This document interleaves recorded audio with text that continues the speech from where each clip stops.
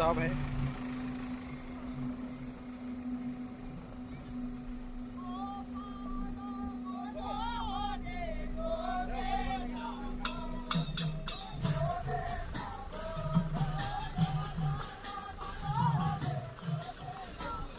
ভগৱান সদায় ভক্তসকলৰ মনোবাঞ্ছা পূৰ্ণ কৰে। শালমৰা তথা মাজুলীবাসী ৰাইজে ব্ৰহ্মপুত্ৰৰ গৰাখহনীয়াৰ ত্ৰাসত ত্ৰাসিত হৈ দক্ষিণপাট সত্ৰৰ যি পৰম্পৰাৰে ব্ৰহ্মপুত্ৰ পূজা পালন কৰে, সেই পৰম্পৰাৰে পূজা হোম গায়ন বায়ন নতুবা সকলো কাৰ্য সম্পাদন কৰি শেষত সত্ৰাধিকাৰৰ মাধ্যমেদি ব্ৰহ্মপুত্ৰৰ পূজা সম্পাদন কৰিছে। ইয়াৰ মাধ্যমেদি ব্ৰহ্মপুত্ৰ সুপ্ৰসন্ন হৈ ৰাইজৰ প্ৰতি কৃপা দৃষ্টি নিৰীক্ষণ কৰক, তাকে মহাপ্ৰভুৰ চৰণত প্ৰাৰ্থনা জনালোঁ।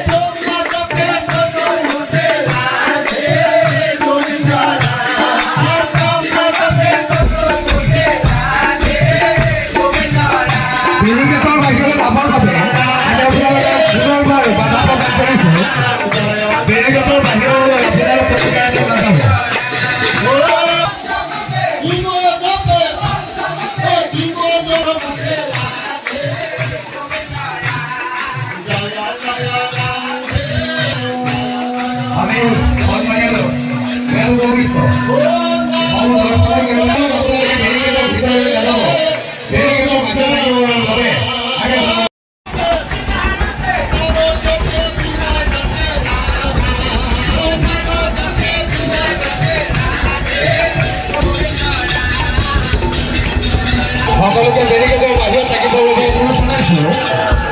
বেৰিকেডৰ ভিতৰলৈ আপোনালোকক নাযাবৰ বাবে অনুৰোধ জনাইছোঁ।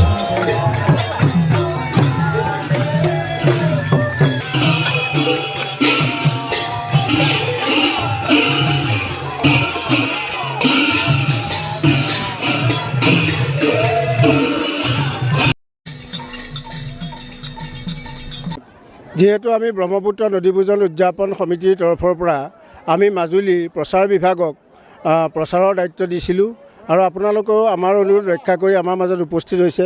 আমি তাৰ বাবে আপোনালোকলৈ উদযাপন সমিতিৰ তৰফৰ পৰা ধন্যবাদ জ্ঞাপন কৰিছোঁ। কথা হ'ল যে মাজুলীক যদি আমি বিশ্ব ঐতিহ্য ক্ষেত্ৰ হিচাপে দাবী কৰিবলৈ গৈছোঁ, সত্ৰনগৰী মাজুলী, সত্ৰপীঠ মাজুলী, সত্ৰীয়া সংস্কৃতিৰ বৰভূমি মাজুলী, এই যে আমি যিটো দাবী উত্থাপন কৰি আহিছোঁ, এই দাবীটোৰ সফল ৰূপায়ণ হ'বলৈ হ'লে মাজুলীৰ ভূখণ্ড আমি নিশ্চিতকৈ ৰখাব লাগিব। বৰ্তমান আপোনালোকে জানে যে 1200 বৰ্গ কিলোমিটাৰ মাজুলীৰ ভূখণ্ড এতিয়া সংকুচিত হৈ মাত্ৰ 600 বৰ্গ কিলোমিটাৰ আছেগৈ। এনে ক্ষেত্ৰত আমি মাজুলীক বিশ্ব ঐতিহ্য ক্ষেত্ৰ হিচাপে পাবলৈ যাওঁতে কিমান দূৰ সফল হ'ম, এনেদৰে খহনীয়া লাগি থাকিলে তাৰ প্ৰতি আমাৰ সন্দেহ হৈছে। আমি জানো যে আমাৰ বৃহত্তৰ মাজুলীত শালমৰা যিটো বৃহত্তৰ অঞ্চল আছে, এই অঞ্চলটোত মৃৎশিল্প নগৰী আৰু নৌকা মুখা শিল্প নগৰী হিচাপে অসমত খ্যাতি আছে। প্ৰবাদ আছে যে বিশ্ববিখ্যাত শৰাইঘাটৰ যুদ্ধত আমাৰ এই শালমৰা অঞ্চলৰ শিল্পীসকলে নৌকা নিৰ্মাণ কৰি শৰাইঘাটৰ যুদ্ধত সহায় কৰি দিছিলে। ইয়াৰ উপৰিও যিখিনি মাটিৰ পাত্ৰ শালমৰাৰ শিল্পীসকলে নিৰ্মাণ কৰে, এই পাত্ৰখিনি অসমৰ ভিতৰতেই অতি স্বাস্থ্যসন্মত বুলি এটা প্ৰবাদ আছে। গতিকে আমি মাজুলীক বিশ্ব ঐতিহ্য ক্ষেত্ৰ হিচাপে দাবী কৰিবলৈ যাওঁতে শালমৰা মৃৎশিল্প আৰু নৌশিল্পকো সংযুক্ত নিশ্চিতভাৱে কৰিব লাগিব। তেনে ক্ষেত্ৰত শালমৰাখনে যদি নদীৰ বুকুত নিঃশেষ হৈ যায়, তেতিয়াহ'লে আমি ভাবিছোঁ যে এটা পুৰাতনীয়া সম্পত্তি, পুৰাতনীয়া সম্পদ, পুৰাতনীয়া সংস্কৃতি আমাৰ নষ্ট হৈ যাব।